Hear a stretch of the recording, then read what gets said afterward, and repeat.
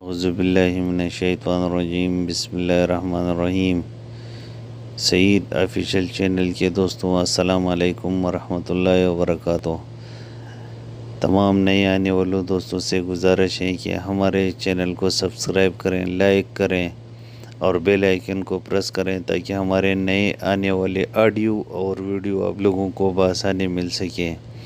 آخر میں comment section میں اپنے خیالات کا اظہار ہمارے ساتھ ضرور شیئر کریں۔ بسم اللہ الرحمن الرحیم۔ اور نیل بہتا رہا، قسط نمبر 8، مصنف عنایت اللہ التمش۔ ہمس ہی نہیں، وہاں تو پوری کا پورا ملک شام ہاتھ سے جاتا نظر آنے لگا تھا۔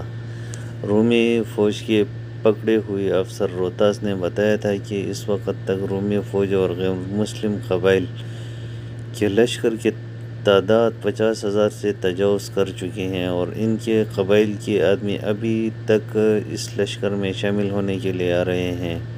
یہ پہلا موقع تھا کہ سپہ سالار ابو عبیدہ رضی اللہ تعالیٰ عنہ جیسے مضبوط اعصاب والے شخصیت کے چہرے پر تشویش کا تاثر آ گیا تھا۔ تشویش تو ہونی ہی تھی، ان کے پاس تھا ہی کیا؟ مجاہدین کی کل تعداد 3 اور 4,000 کے درمیان تھی۔ جس وقت سپہ سالار ابو عبیدہ رضی اللہ تعالیٰ عنہ روہتاس سے سن رہے تھے کہ ہرقل کا پلان کیا ہے، اس وقت انہوں نے شرینہ کو باہر بھیج دیا تھا۔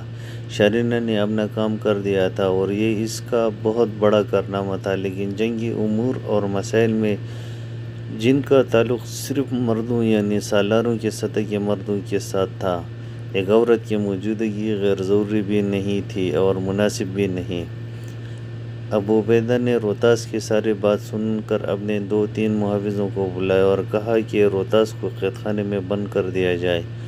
تو اس نے احتجاج کے لہجے میں کہا کہ اس نے ہر راز بتا دیا اور میرے ساتھ وعدہ کیا گیا تھا کہ مجھے آزاد کر دیا جائے گا، تو پھر قید خانے میں کیوں ڈالا جا رہا ہے؟ ہم دل سے تمہاری قدر کرتے ہیں۔ ابو عبیدہ نے کہا، ہم تمہیں جنگی قیدی سمجھ کر قید خانے میں نہیں ڈال رہے، جو ہی جنگ ختم ہوگی ہم تمہیں پوری عزت اور احترام سے آزاد اور رخصت کریں گے۔ ابو عبیدہ نے محافظوں کو اشارہ کیا۔ محافظ روہتاس کو اپنے ساتھ لے کر باہر نکل آئے۔ حدید بھی ان کے ساتھ آ گیا اور شرینہ کے پاس رک گیا۔ اسے کہا، کہاں لے جا رہے ہیں؟ شرینہ نے روہتاس کے متعلق پوچھا۔ قید خانے میں۔ قید خانے میں کیوں؟ شرینہ نے پوچھا اور جواب کا انتظار کیے بغیر بولی، انہیں روک لو حدید۔ سپہ سالار کے حکم میں دخل اندازی نہ کرو۔ شرینہ حدید نے کہا، تمہاری عقل ان تک نہیں پہنچ سکتی، میں سپہ سالار سے ملنا چاہتی ہوں۔ شرینہ نے کہا، تم بھی ساتھ آؤ۔ مجھ میں سپہ سالار جیسی عقل تو نہیں ہوگی، لیکن میرے عقل میں ایک بات آ گئی ہے۔ حدید کی کوئی اور بات سنے بغیر شرینہ اندر چلے گئے۔ حدید بھی اس کے پیچھے چلا گیا کہ نہ جانے کیسی باتیں کے گزرے جو سپہ سالار کو اچھے نہ لگے۔ سالار محترم، شرینہ نے اندر جاتے ہی کہا، میں آپ کے فیصلوں اور احکام میں دخل اندازی نہیں کر رہی، صرف یہ پوچھنے کی معافی چاہتی ہوں کہ اس رومی افسر کو آپ قید خانے میں کیوں قید کر رہے ہیں؟ اسے تو آپ نے آزادی کا وعدہ دیا تھا۔ میری عزیز بچی، سپہ سالار ابو عبیدہ نے ہلکی سی مسکراہٹ سے کہا، اگر یہ کارنامہ تمہارا نہ ہوتا تو میں تمہیں اس سوال کا جواب نہ دیتا۔ میں تمہارے جذبے کی دلی طور پر تعریف کرتا ہوں، لیکن تم ابھی کم عمر ہو، اس لیے تمہیں سمجھ سکتی کہ جذبے کی لگام عقل کے ہاتھ میں نہ ہو تو جذبہ نقصان بھی دے جایا کرتا ہے۔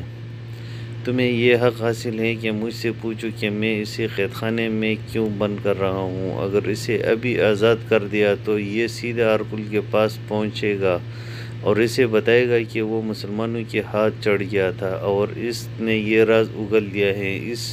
اس اطلاع پر ہرقل فوراً اپنا حملے اور محاصرے کا منصوبہ تبدیل کر دے گا۔ ہو سکتا ہے وہ ہم سب کو نظر انداز کر دے اور کسی اور شہر کو جا کر محاصرے میں لے لے جو ہمارے قبضے میں آ چکا ہے۔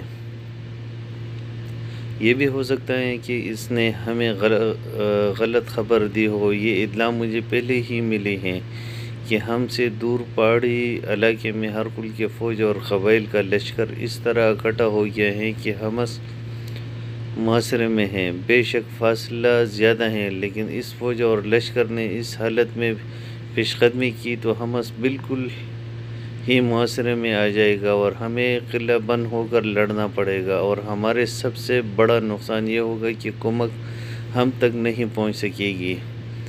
میں اپنے وعدے پر قائم ہوں، یہ محاصرہ توڑ دینے اور رومی فوج کو پسپا کرنے کے فوراً بعد روہتاس کو آزاد کر دیا جائے گا۔ میں آپ کو خراج تحسین پیش کرتا ہوں۔ محترم صوبہ سالار شارنہ نے کہا، آپ کے سامنے میری حیثیت کچھ بھی نہیں، پھر بھی آپ نے میرے بات تحمل سے سنی ہے اور جواب دیا ہے۔ رومیوں کے ہاں کوئی چھوٹا آدمی اپنے سالار کے سامنے اونچی سانس بھی نہیں لے سکتا۔ میں ہرقل سے ایسی بات کرنے کی جرات ہی نہیں، حالانکہ وہ میرا باپ ہے۔ باپ سے پہلے وہ اپنے آپ کو بادشاہ اور پھر افواج کا سالار سمجھتا ہے۔ شارنہ بیٹی ابو عبیدہ نے کہا، میں اس وقت مصروف بھی ہوں اور کچھ پریشان بھی۔ اگر تمہیں کوئی خاص بات کہنی ہے تو وہ کہو۔ اپنی تعریف سننے کا ہمارے ہاں رواج بھی نہیں اور میرے پاس وقت بھی نہیں۔ تم مجھے خراج تحسین پیش نہ کرو۔ خراج تحسین کے حقدار تم خود ہو، جس نے بہت بڑا کارنامہ کیا ہے۔ میں خاص بات ہی کرنا چاہتی ہوں، شارنہ نے کہا۔ اس رومی افسر روہتاس کو قید خانے میں رکھنے کے بجائے کسی بڑے اچھے کمرے میں رکھیں۔ باہر پہرہ کھڑا کرو تاکہ اسے احساس نہ ہو کہ یہ قیدی ہیں۔ پھر مجھے اجازت دیں کہ میں اس سے ملتی رہوں۔ مجھے امید ہے کہ اس کے سینے سے کچھ اور کام کی باتیں نکلوا سکوں گی۔ صوبہ سالار ابو عبیدہ نے حدید کی طرف دیکھا اور 2-3 سالاروں کی طرف دیکھا جو وہاں موجود تھے۔ ابو عبیدہ کے ہونٹوں پر ہلکا سا تبسم تھا۔ خدا کی قسم، اس لڑکی نے عقل و دانش کی بات کہی ہے، صوبہ سالار ابو عبیدہ نے کہا۔ اور کیا تم سب نے محسوس نہیں کیا کہ میں کتنا پریشان ہوں اور میرا ذہن کہاں الٹ گیا ہے؟ میرا دماغ حاضر ہوتا تو یہ بات میں خود سوچ لیتا۔ شارنہ، روہتاس کو قید خانے کے بجائے نہایت اچھے رہائش کمرے میں رکھا جائے گا اور اسے یہ احساس دلایا جائے گا کہ وہ قیدی نہیں ہے، ہمارا مہمان ہے۔ اور اس خوش اخلاقی کا میں اس پر ایسا تاثر پیدا کر دوں گی کہ یہ اسلام قبول کر لے گا۔ شارنہ نے کہا، لیکن میرا اولین مقصد یہ ہوگا کہ اس سے کچھ اور راز حاصل کر لوں۔ حدید میرے ساتھ ہوگا، لیکن میں روہتاس سے اکیلے ملا کروں گی۔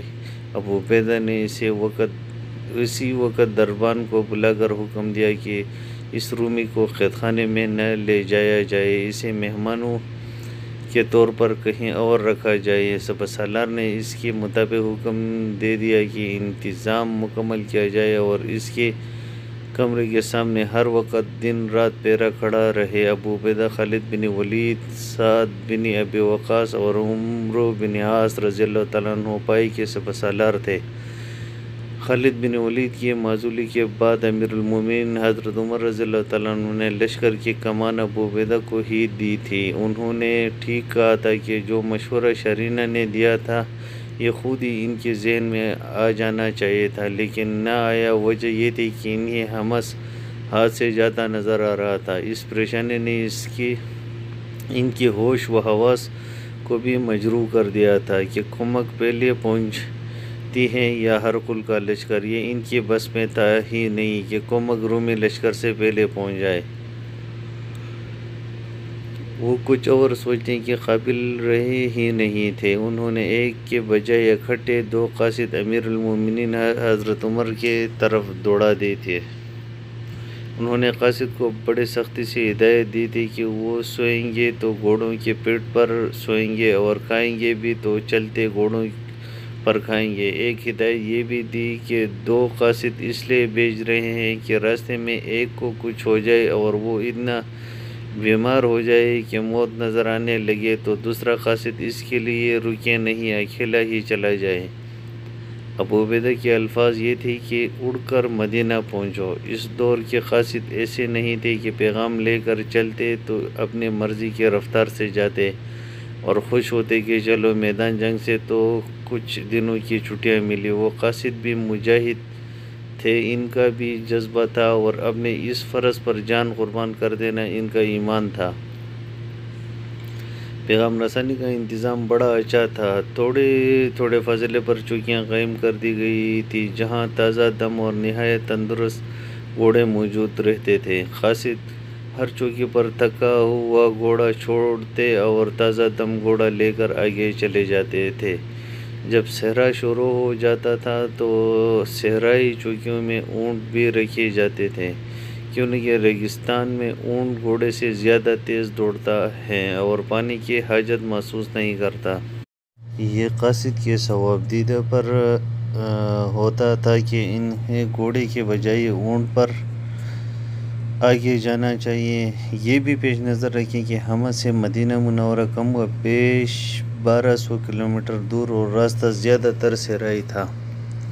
سپہ سالار ابو عبیدہ نے حمص میں اپنا ہیڈ کوارٹر جس مکان میں بنایا تھا اور ساتھ ہی رہائش رکھی تھی، وہ کوئی معمولی اور عام سا مکان نہیں تھا۔ یہ علاقہ بالکل پورا شام کبھی ایرانیوں اور کبھی رومیوں کے قبضے میں رہا ہے۔ دو بادشاہ تھے، اس لیے انہوں نے ہر جگہ اپنے لیے محل تعمیر کرا رکھے تھے۔ رومی فوج کے اس افسر کو، جس کا نام روتاس تھا، اس محل کے ایک کونے والے کمرے میں رکھا گیا۔ اس کمرے کے اندرونی زیب و زیبائش، پلنگ اور دیگر فرنیچر وغیرہ شاہانہ تھی۔ کمرے کے باہر ایک پہرے دار کھڑا کر دیا گیا تھا اور روتاس کو کھانا بھی اچھا دیا جانے لگا تھا۔ اگر وہ قید خانے میں قید کیا جاتا تو اسے بڑی گندی کوٹری میں رکھا جاتا اور نہایت گھٹیا کھانا دیا جاتا۔ اگلے روز شارینہ اس کے کمرے میں گئی۔ اس نے کمرے کی ہر ایک چیز دیکھی، پھر پلنگ اور بستر کو اچھی طرح دیکھا جیسے کمرے کا معائنہ کر رہی ہو۔ اب اپنے آپ کو قیدی نہ سمجھنا، شارینہ نے کہا۔ تم یہاں مہمان ہو، کوئی تکلیف تو نہیں؟ میرا خیال ہے یہاں کسی چیز کی کمی نہیں۔ کیا تم خدا کا شکر ادا نہیں کرو گے کہ تمہیں قید خانے میں نہیں بھیجا گیا؟ تمہارے سپہ سالار نے مجھے آزاد کر دینے کا وعدہ کیا تھا۔ روتاس نے کہا، پہرا کھڑا کر دینے کا مطلب ہے کہ میں قیدی ہوں۔ تم فوج کے افسر ہو، شارینہ نے کہا۔ اگر تمہارے پاس تمہارے دشمن کا کوئی آدمی تمہاری ہی طرح تمہارے پاس لایا جائے اور وہ ایسے ہی راز اگل دے جیسے تم نے اگلے ہیں، تو کیا تم اسے فوراً آزاد کر دو گے کہ وہ اپنے فوج میں جا کر بتائے کہ وہ راز اگل آیا ہے اور اپنے جنگی منصوبے تبدیل کر دو؟ روتاس نے سر جھکا لیا جیسے اسے شارینہ کا جواب ٹھیک لگا ہو۔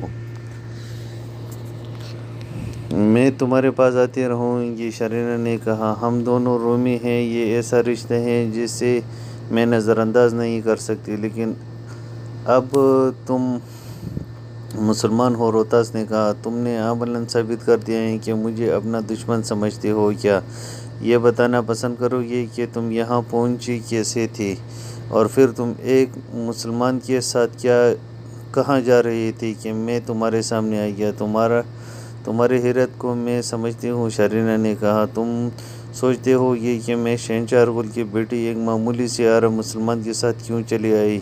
یہ شخص جو میرے ساتھ تھا، اس کا نام حدید بن مومن خزرج ہے۔ اپنے فوج میں اس کا عہدہ معمولی سا ہے، ہمارا جنگی قیدی تھا۔ مجھے اتنا اچھا لگا کہ میں نے اسے رہا کیا اور اس کے ساتھ آ گئی۔ شارینہ نے روتاس کو حدید اور اپنے فرار کا واقعہ سنایا، لیکن ایسے لہجے اور انداز سے سنایا جسے اسے اپنا یہ اقدام پوری طرح اچھا نہ لگا ہو۔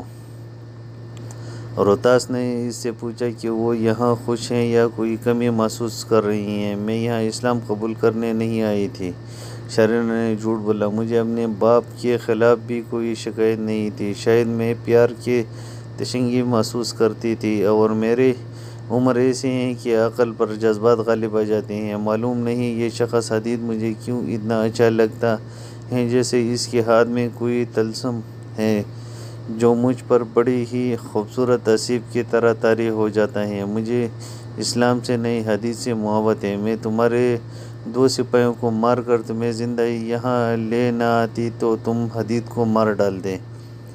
تمہیں یہاں حدید کو خوش کرنے کے لیے لائی تھی۔ حدید کے سپہ سالار اس پر بہت خوش ہیں۔ سچ پوچھوں تو یہ لوگ مجھے اچھے نہیں لگے۔ میں تو شہزادی تھی اور کہاں اس جنگل میں خیمے میں پڑی رہتی ہوں اور زمین پر سوتی ہوں۔